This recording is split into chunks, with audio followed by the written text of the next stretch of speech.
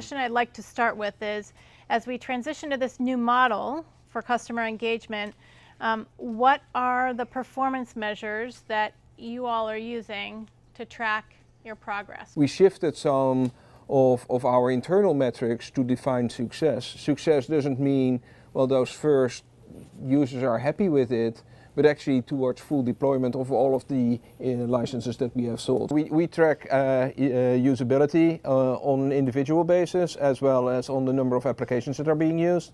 So, and based on those scores, we say, okay, within 3 months, this is our expectation on both of those metrics. You have to tie it back to business. And so for me, it's really, we start with what's pipeline, what's the right pipeline coverage, how do we work backwards?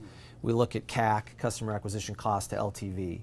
We manage those ratios very closely, and we've gotten better and better. It talks about an efficiency measure for us and an ROI measure for us. So CAC's very important, especially in a cloud-based business. And every other metric in terms of usage and changes you might make to the products really need to roll back up if you want a marketing organization to be strategically relevant. In addition to that, I think, as Sean just said, we're trying to find metrics on how we're, as a marketing organization, engaging. The acquisition side of marketing focuses on cost per something. So it's usually cost per visitor, cost per email, cost per buyer, cost per whatever, has to be less than profit from that person, right? So if we think of, so CPV for me, so cost per visitor, is really what I spent against that channel divided by the response rate of that channel. So there are certain channels that are certainly harder to measure, but more impactful. Like PR would be one of those, right? It's really experiential, tells a more complicated story, tells it from a third party, all these really interesting aspects to it.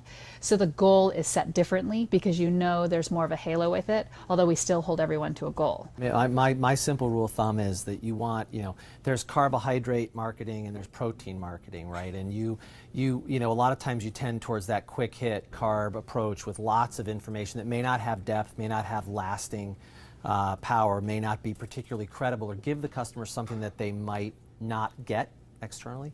I think you just want to make sure that mix approach. When I say compelling, I'm going to err more towards the protein, longer tail, things that you can build additional assets off of that give data or insights. And I think I'm optimistic that this is a point in time where right now we're figuring out the right data models and structures to pull this information together.